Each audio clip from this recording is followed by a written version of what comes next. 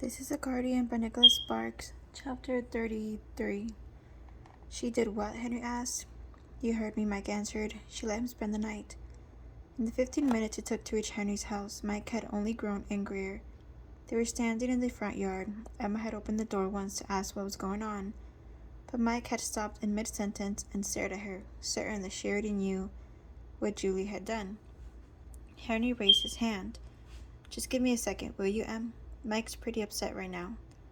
Before going back into the house, Emma gave Henry a look that clearly said, I'll close the door, but I expect the full report later. Henry turned back to his brother. She told you that? Henry asked. Yeah, when the police were there. Hold on, Henry said. The police were there? They just left. Why were the police there? Because of the locket. Richard put his pictures in there. What the hell am I supposed to do now? Henry tried to follow along, but was only getting more and more confused. He finally reached for Mike's arm. Now calm down, Mike. Maybe you better start from the beginning. So how long are you going to keep up the silent treatment? Pete Gandy asked. They were cruising slowly through downtown in the squad car, and Jennifer Romanello hadn't said a word to him since they left Julie's house. Jennifer turned toward the window at the sound of his voice. You still mad about that Mike Harris thing? He asked. Because if you are, you gotta learn to get over stuff like that. Our job isn't always easy. Jennifer glanced at him with an expression of distaste. It might not be easy, she said, but you don't have to be a jerk either. What are you talking about? I wasn't being a jerk. No? Then what was with that little comment you made in front of Mike? There was no reason to do that. You mean about Richard staying over? She didn't answer, but she didn't have to. Even Pete knew that was what was bothering her. Why are you so upset about that? It was true, wasn't it? She decided she absolutely despised this guy. But you didn't have to say it in front of Mike, she said. You could have taken Julie aside and asked about it. Then she could have explained it to Mike. What's the difference? The difference is that you caught both of them off guard and you probably started a major argument in the process. So, it's not my business if they're not honest with each other. I was just trying to get to the bottom of things. Yeah, Jennifer nodded. And that's another thing.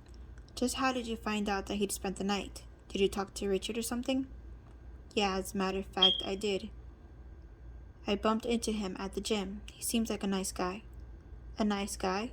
Yeah, Pete said, sounding defensive. He's not going to press charges for one thing. And that says something, right? He wants to put the whole thing behind him and forget about it. He's not going ahead with the civil suit either. And just when were you going to share this with me? What's to share? Like I said, the case got dropped, and besides, it's not your concern. You're still learning the ropes. Jennifer closed her eyes. The problem is that Richard is stalking Julie and she's scared to death. Why can't you see that? Pete shook his head. Look, Richard told me about the locket, okay? He mentioned it in case something like this came up, and he told me that he put the pictures in there when he spent the night with her.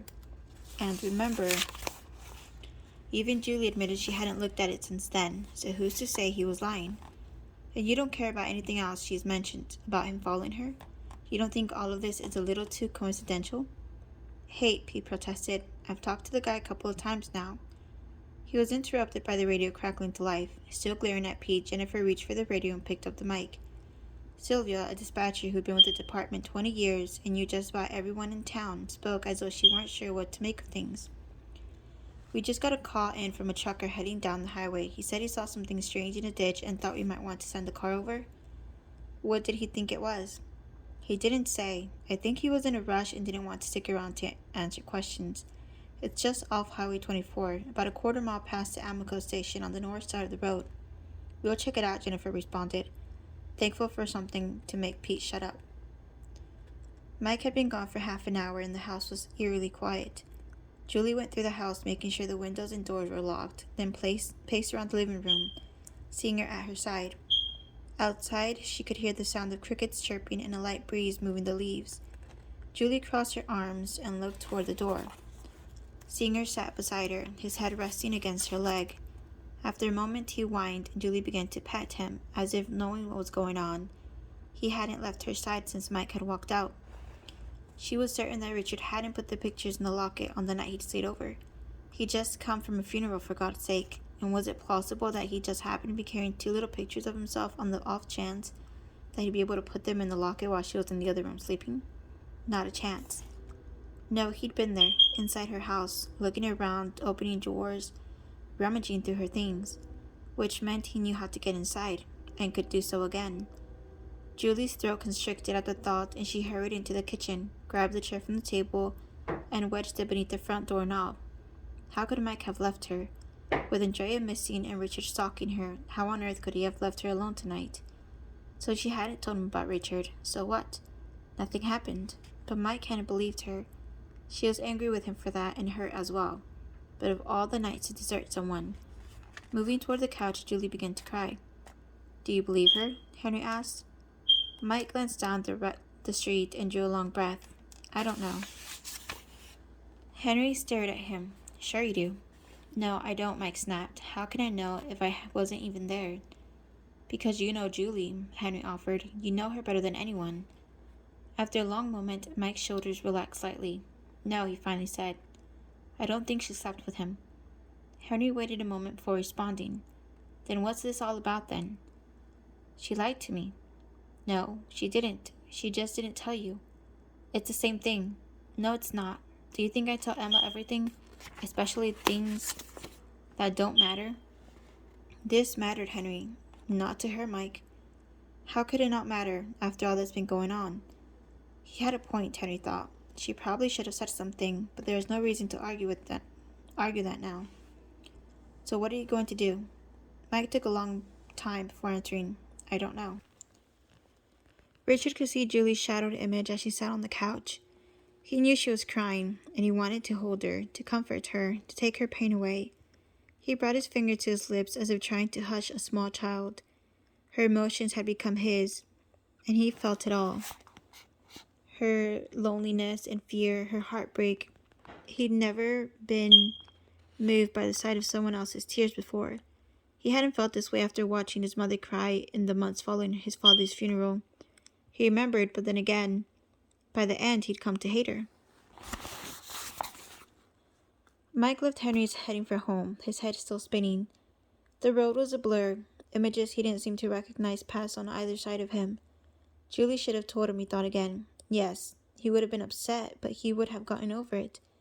He loved her, and what was love without trust or honesty? He was angry at Henry, too, for skimming over what had happened. Maybe he'd feel differently if Emma had cheated on him, the way Sarah had to him a few years back. Once burned, twice shy, the old saying went. Except that Julie hadn't cheated on him. He knew she wasn't lying about that. But still she hadn't trusted him. That's what this was really all about, he knew. Trust. He had no doubt she would have told Jim, so why hadn't she told him? Was their relationship so different from what she and Jim had shared? Didn't she trust him in the same way she trusted Jim? Didn't she love him? In the tree, Richard continued to think about his mother. He'd hoped that she would be better, stronger,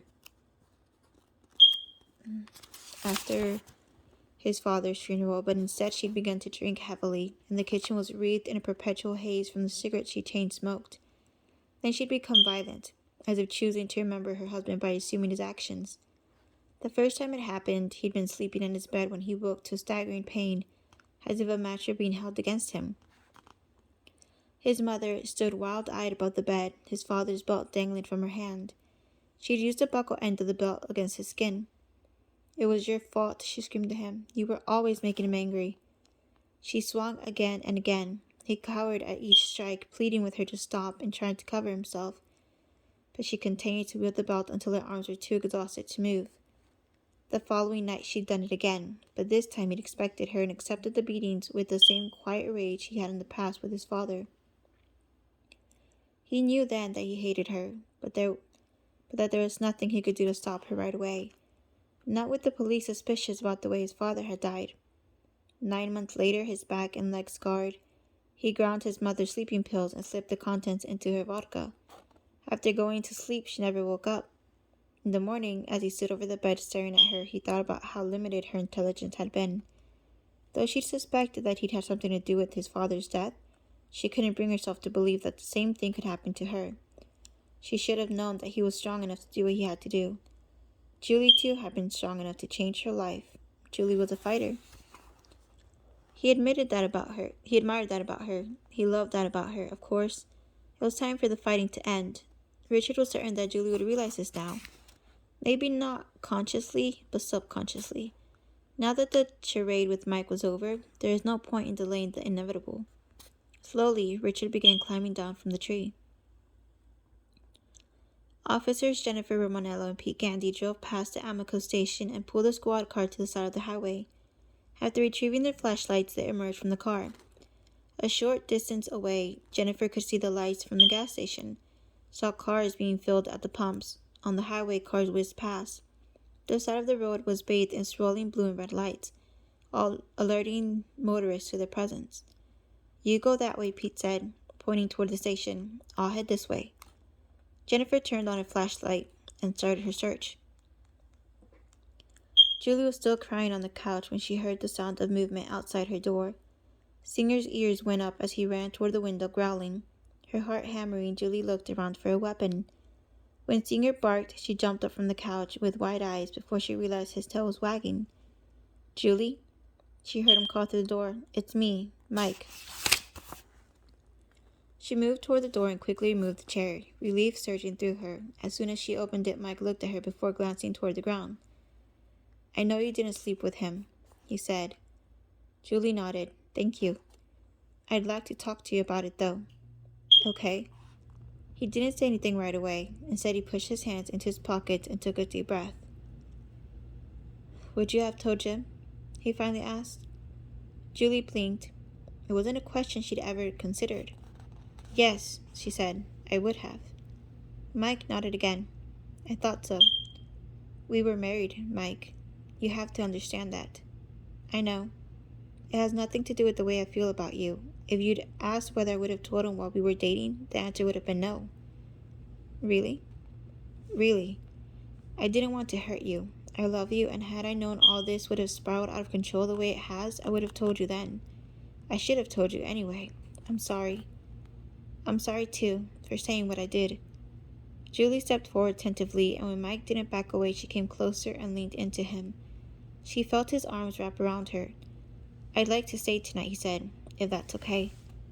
Julie closed her eyes. "I was hoping you'd say that."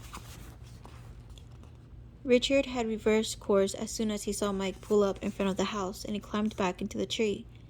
Now he was watching them, his face growing hard. No, Richard thought. No, no, no. As if living a nightmare, he saw her go into Mike's arms. He saw her fold into him. No, this was not happening. This couldn't be happening. Mike was back, and they were holding each other, as if they loved each other. Richard forced himself to calm down, to regain control. Closing his eyes, he visualized his photographs of Jessica, of Julie, his photographs of birds. He recited lessons on how to set the proper f-stop on a camera, on lenses and their capabilities, on the proper angle of the flash, the properties of light.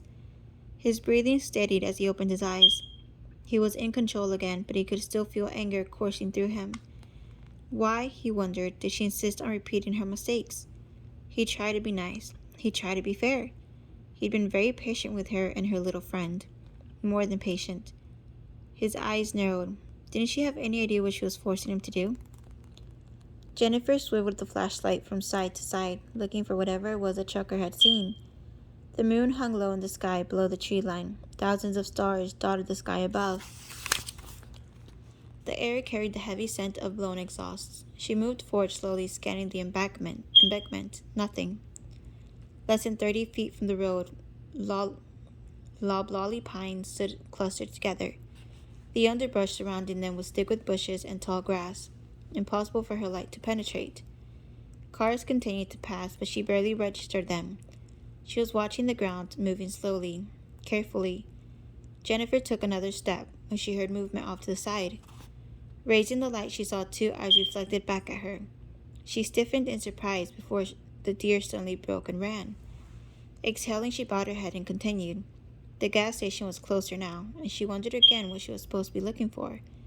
She stepped around a discarded garbage bag, saw aluminum cans and napkins collecting in the embankment. She was beginning to wonder if she should turn around and help Pete look in the opposite direction, when the flashlight illuminated something that her mind at first refused to identify. When it finally did, she screamed. Pete Gandy turned at the sound and started running toward Jennifer. He reached her in less than a minute, and it was then he saw Jennifer hovering over her body. He froze, suddenly unable to move. "Get an ambulance here now," Jennifer screamed, and Pete turned and raced to the squad car. Stifling her panic, Jennifer focused on the body below her. The face of the young woman was bloodied and misshapen. There was a sickening ring of purple around her neck. One of her hands lay at an odd angle, the wrist clearly broken.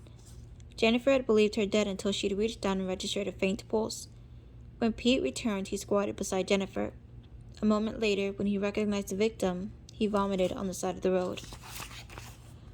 Chapter 34. When Julie arrived for work on Thursday morning, she found officers Gandy and Romanella waiting for her. By the expressions on their faces, she knew at once why they were there. "It's Andrea, isn't it?" Mabel was standing behind them, her eyes red and swollen. "Oh, honey," she said, crossing the room and going into Julie's arms. "Mike and Henry are already on their way." She began to wail, her body shaking uncontrollably. "What happened?" "He beat her," Mabel choked out. "He almost killed her. She's in a coma. They don't know if she's going to make it. They had to fly her to Wilmington last night." Julie's knees seemed to weaken before steadying. A moment later, Mike and Henry burst through the door. Mike saw Julie and Mabel before he locked eyes with the officers. "What did he do to Andrea?" Mike demanded. Jennifer hesitated. "How do you describe a beating like that? The blood, the broken bones?" "It was bad," Pete finally offered. "I've never seen anything like it." Mabel broke into sobs again as Julie struggled with her own. Henry seemed unable to move, but Mike met Jennifer's eyes. "Have you arrested Richard yet?" Mike demanded. "No," Jennifer answered. "Why the hell not?" "Because we don't know if he's the responsible one." "Of course he did it. Who the hell else would do something like that?" Jennifer held up her hands, trying to keep control of the situation. "Look, I know you're all upset." "Of course we're upset," Mike shouted. "How else should we be acting? He's still out on the streets while you two are wasting your time here." "Now hold on," Pete said quickly, and Mike turned on him. "Hold on? You're the one who screwed this up in the first place. If you weren't so damn stupid, none of this would have happened. I told you the guy was dangerous. We begged you to do something about it. But you were too busy playing tough cop to see what was happening. Take it easy." Mike moved toward him. "Don't tell me what to do. This is your fault."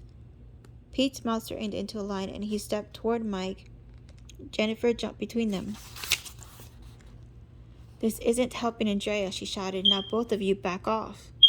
Mike and Pete eyed each other, their bodies still tense. Jennifer went on quickly. "Look, we didn't know about Richard," she said, looking at Mike and Julie. "Neither one of you mentioned anything about Andrea being seen with him, and we found Andrea after we left your place last night. She was already in a coma, and there was no way for us to know who'd done this to her. Pete and I were at the scene until almost dawn, and we came in this morning because this is where Andrea worked, not because we suspected anything. Mabel just told us about him and Andrea less than 5 minutes ago. Do you understand?" Mike and Pete continued to stare at each other until Mike finally glanced away. He drew a long breath. "Yeah, I got it," Mike said. "I'm just upset. I'm sorry." Pete continued to glare at Mike. A moment later, Jennifer turned to Julie. "Mabel said that Emma has seen Richard and Andrea together in Morehead City, right?" "Yes," Julie answered. "A couple of days ago, the day I saw him in the woods." "And none of you knew he'd been seeing her, if they were dating?" "No," Julie said. "She didn't say anything to me about it. The first I heard about it was when Emma called."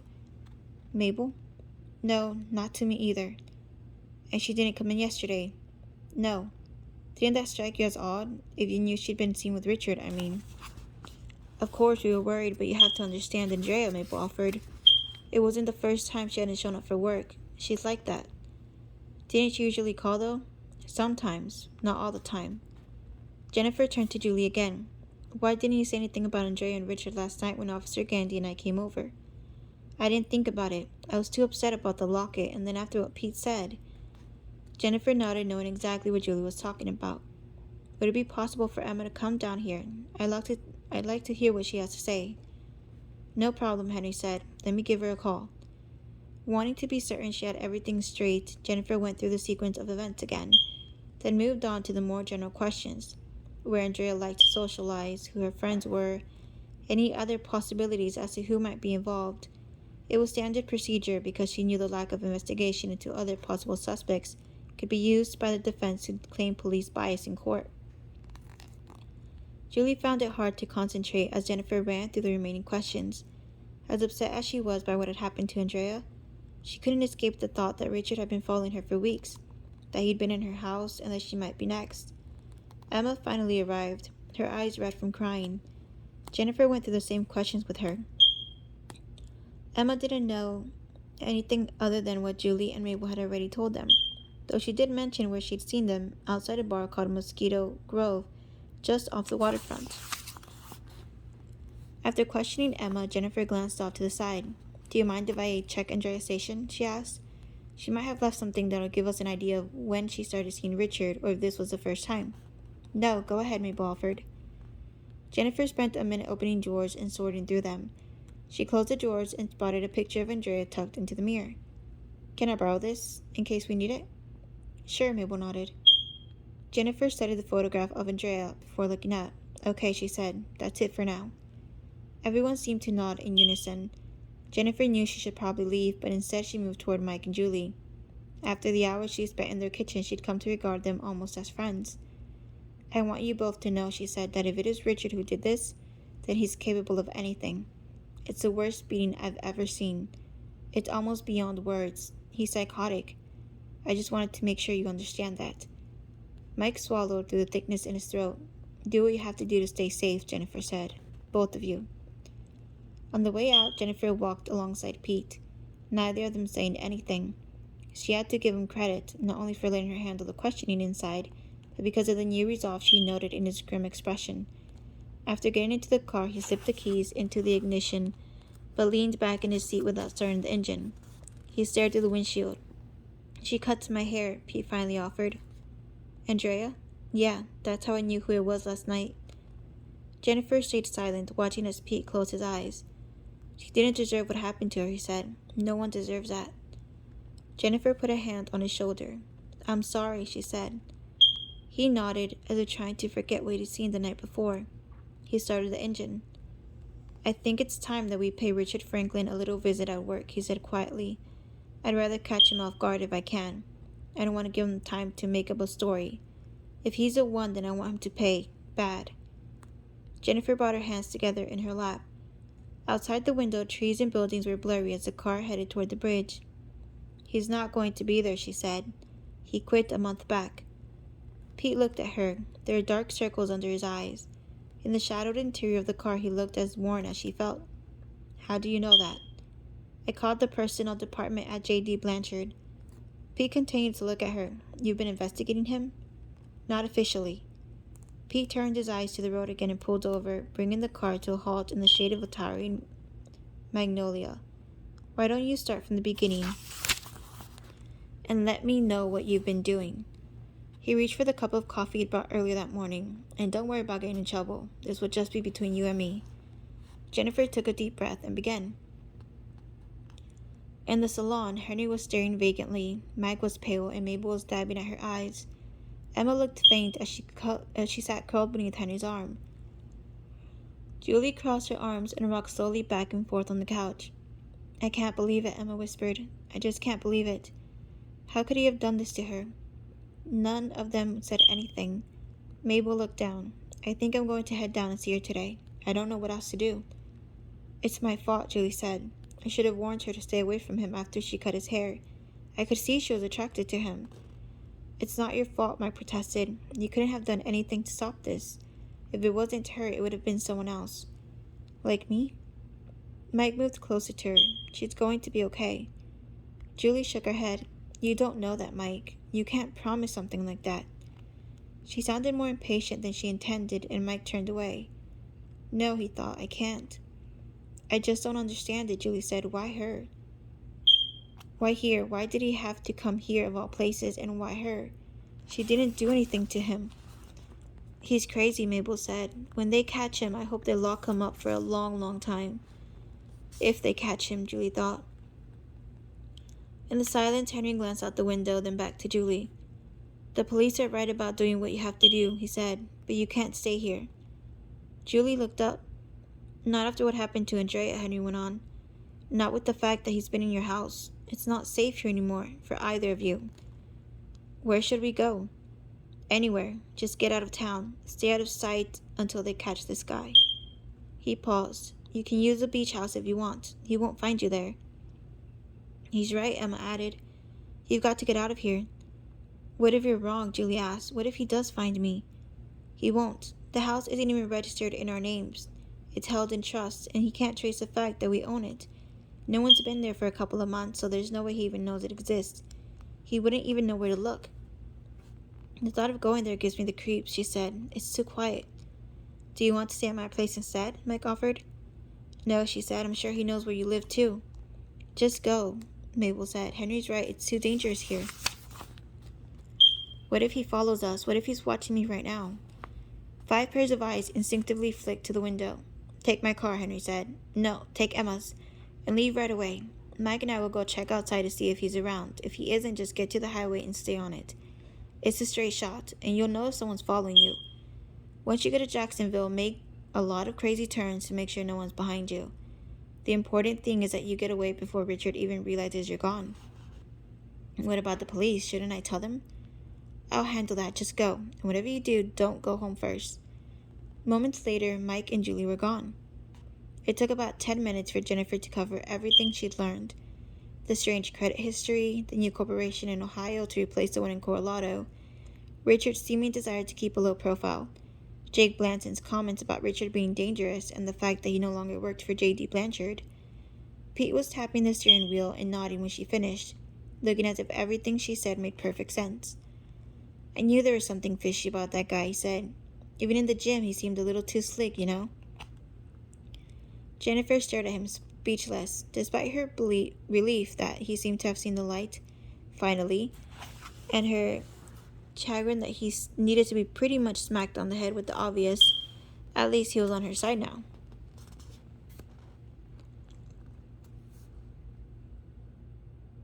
So I've heard, she said finally. Pete missed the sarcasm in her tone and tapped the steering wheel again. So if he's not working, where is he asked. I don't know. We could try him at home. Pete nodded. Let's do it. 15 minutes later, Pete and Jennifer pulling into the drive of the rented Victorian. Once out of the car, both of them unsnapped their holsters as they surveyed the area. Up close, Jennifer thought the house looked seedier than it had from the road. Shades were drawn in the front windows. There was no sign of a car, though a weed-strewn drive led around to the back of the house. The engine of the squad car ticked as it cooled. A flock of starlings broke, chirping and squawking as they exploded from the trees. A squirrel raced past, seeking safety in the upper reaches of a pine tree. Nothing else, no other sounds, no signs of movement through the windows. Looks like our suspect might have run, Pete whispered. No, Jennifer thought with sudden certainty. He's still here. Richard watched them from behind the trees. He'd been out back wiping down the interior of the car. He'd already scored the house in an attempt to eliminate the most obvious signs of what had transpired the other night, when he'd heard them coming up the drive.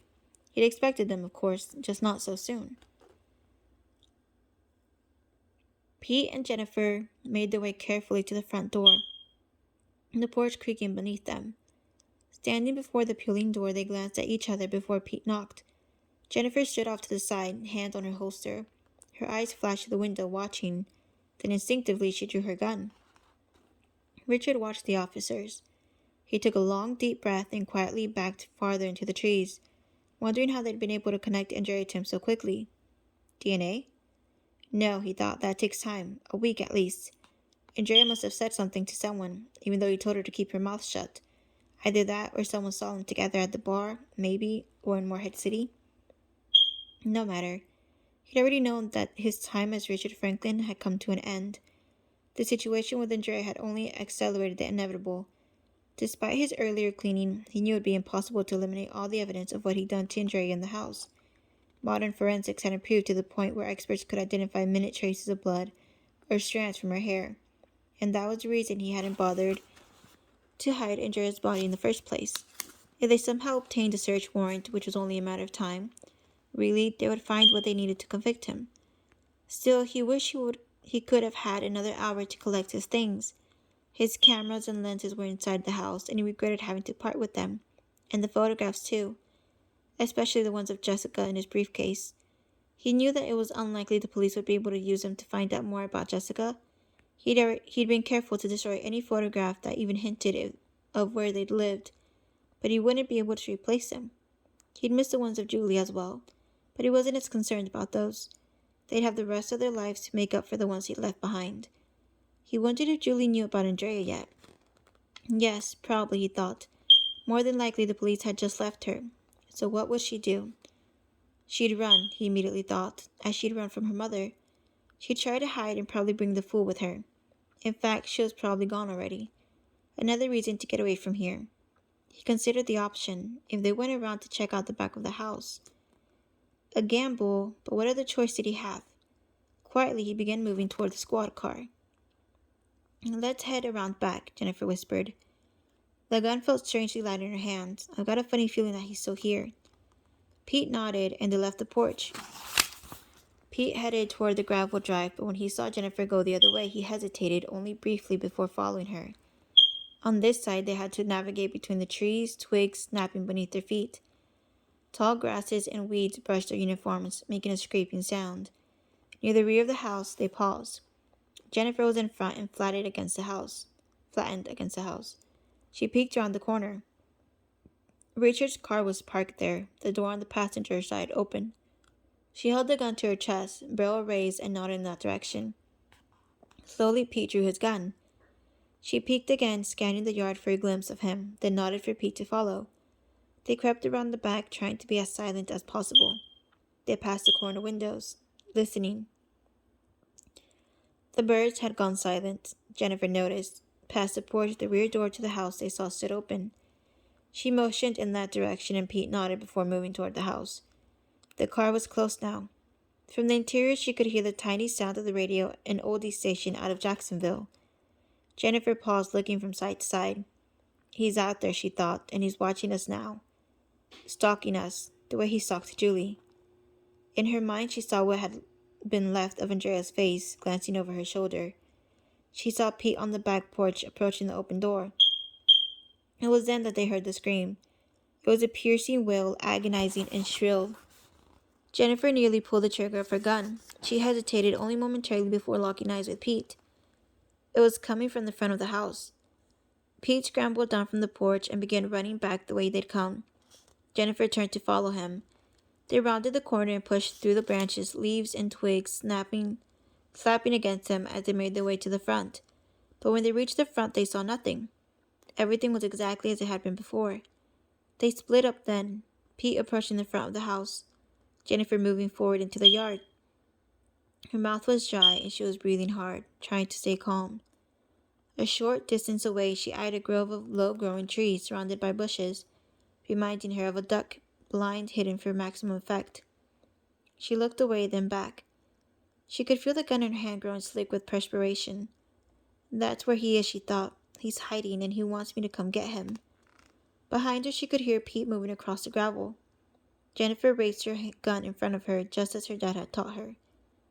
Mr. Franklin, this is Officer Jennifer Romanello, and my gun is drawn, she called out slowly.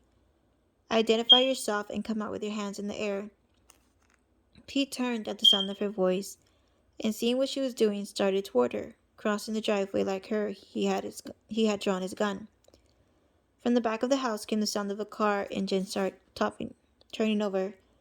The engine whined as the accelerator was slammed to the floor. Rocks spitting out from behind the tires. It was racing toward them from the other side of the house. Pete stood frozen in the middle of the drive. He saw the car a moment before Jennifer did. It wasn't slowing down. For a moment, Pete was immobilized. He pointed the gun at the car but hesitated, and by then even Jennifer could see what was going to happen. In the last possible second, Pete dove out of the way as the car ripped past him. He landed on his chest like a baseball player sliding into home, and the gun flew from his grasp. Jennifer had only a split second to take the shot, but because of Pete's dive and the broken view through the trees, she opted against it.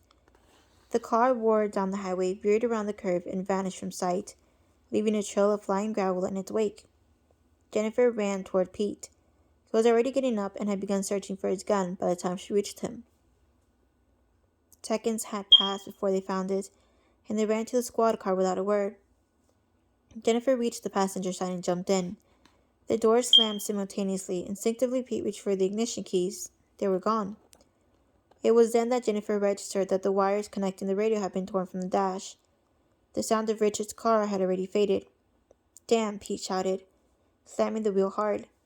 Jennifer grabbed for her cell phone and called the station. Because it was a small town and there were only a few officers on duty, she didn't hold out much hope that they would be able to catch Richard in time. When she hung up, he looked at her. "Now what do we do?" "I'm going inside." "Without a warrant?" Jennifer opened the door and stepped out. "He tried to run you down and he's probably on his way to harm someone else. I think that qualifies as a legitimate reason for entry, don't you?" A moment later, Pete Gandy was behind her. Through the rush of adrenaline and frustration, he couldn't help but notice that as far as learning the ropes, Jennifer Romanello seemed to be a rather quick study. Jennifer was struck by the normalcy of the setting as soon as she entered. This could be anyone's house, she observed. The kitchen was miraculously clean, the kitchen sink gleaming in the sunlight, a wash rag folded neatly over the sink. There wasn't a single pot on the stove or a used dish on the counter. Had she taken a photograph, no one would have noticed anything amiss. Though obviously old, the refrigerator looked like the models advertised in the Sears catalog right after World War II, and there was neither a dishwasher nor a microwave oven. The kitchen seemed almost homey, the kind that children remember when thinking of their grandparents. Jennifer moved forward, passing through what was once a breakfast nook. It was surprisingly bright in this room, the morning sun riding high on the glass and sending streams of gold across the floor. A richly patterned wallpaper, light yellow and hinting of flowers and note crown molding, gave the room a sense of richness. The table was simple, the chairs surrounding it pushed in neatly. She moved into the living room, thinking again that there was nothing out of the ordinary. The furniture was plain, and nothing was out of place, yet. It took a moment before she realized what was wrong. "There's nothing personal here," she thought. Nothing at all. No photographs or paintings on the walls. No magazines, no newspapers stacked on the end table. No plants. No stereo system or compact disc. No television. Just a couch, end tables, and lamps. Jennifer looked up the stairs. Behind her, Pete came in, his gun drawn. "Kind of empty, huh?" he offered. "I'm going up," she said. Pete followed her. At the top, they peeked down the hallway before starting toward the right. Opening the door, they found the dark room and flicked a switch. Bathed by the reddish glow, Jennifer felt suddenly weak as she realized what Richard had been doing with his time since he'd quit work. "Lord help us," was all she could say. Not wanting to draw attention to himself, Richard slowed the car once he reached the major roads. His heart was pounding, but he was free. He'd escaped when escape seemed impossible, and he laughed aloud. He could still see the officers' faces as he tore down the driveway, and he was soaring. Too bad that Pete Gandy had rolled out of the way. In his mind, he could imagine the delightful whomp as the car crushed him. But alas, Pete would live to see another day. He laughed again, exhilarated, and began to focus on his plan. He had to ditch the car, but he wanted to put as much distance between Swansboro and himself as he could. He turned onto the highway that led to Jacksonville. There he'd park the car where it wouldn't be spotted right away, and he'd begin his search for Julie. Jessica had tried to run once too, he remembered, and she thought she'd been careful. She took a bus halfway across the country and hoped he would simply let her go. But he tracked her down, and when he opened the door to the rundown motel where she was staying and found her sitting on the bed, she wasn't even surprised to see him. She'd been expecting him, and by the end, the waiting had worn her down. She didn't even have the energy to cry when he handed her the locket. She slipped it around her neck as if knowing she had no choice. He helped her out from the bed, ignoring the lethargy of her movements, and put his arms around her. He buried his face in her hair, inhaling her scent, as Jessica's arms hung by her side. "You didn't think I'd let you go that easily, did you?" he whispered. "Please," she whispered. "Say it." Jessica's words came out raggedly. "No, you couldn't let me go." "You were wrong to run, weren't you?" Jessica began to cry as if finally recognizing what was to come. "Oh, please, don't hurt me. Please, not again." "But you tried to run away," he said. "That hurt me, Jessica." "Oh, God. Please, no." Standing in the doorway of the dark room, Pete Gandy blinked a few times, his head turning from side to side as he tried to take it all in. Taped to the walls were hundreds of photographs of Julie. Julie leaving the salon and getting into her car. Julie in the woods taking Singer for a walk. Julie at dinner. Julie in the supermarket. Julie on the back porch. Julie reading the morning newspaper. Julie getting the mail. Julie on the beach. Julie on the street. Julie in her bedroom. Julie everywhere she'd been over the last month. Jennifer felt something collapse inside her. Even she hadn't expected this. She wanted to stay longer. She knew it was important to check the rest of the house for obvious signs that Andre had been here. Pete was still frozen in place. "I can't believe this guy," he whispered. As she brushed past him in the second bedroom, Jennifer found Richard's workout equipment. He'd hung a mirror in there, surrounded by more pictures. Jennifer moved to the final door, which she assumed was his bedroom. Though she wasn't sure her actions were legal, she decided to poke around while she waited for backup to arrive. Pushing open the door, she saw a beat-up chest of drawers that looked as if it might have been left behind by whoever had lived here before. In the closet, she found Richard's suit hanging neatly. Against the wall, she saw the hamper. A phone sat on the floor near the head of the bed, but it was a photo on the bedstand that held her attention. At first, she thought it was Julie. The hair was the same, and her eyes were a similar mixture of blue and green. Yet it wasn't Julie. Jennifer realized after a moment just someone who closely resembled her. Holding a rose to her cheek, the woman in the photograph was younger than Julie by a few years, her smile almost childlike. It was as she reached for the frame that she noticed the locket around the woman's neck. The same locket that Julie had shown her in the kitchen. The same. Her foot hit something. Whatever it was felt heavy, though it shifted slightly. Looking down, she saw the corner of a briefcase poking out from beneath the bed. She slid it out and set it on the bed. Inside were dozens of pictures of the woman in the frame, and she started sorting through them. Pete came in behind her. "What is it?" he asked. Jennifer shook her head. "More photographs," she said. "Of Julie?" "No," Jennifer said, turning toward him. "I don't know for sure, but I think it's probably Jessica."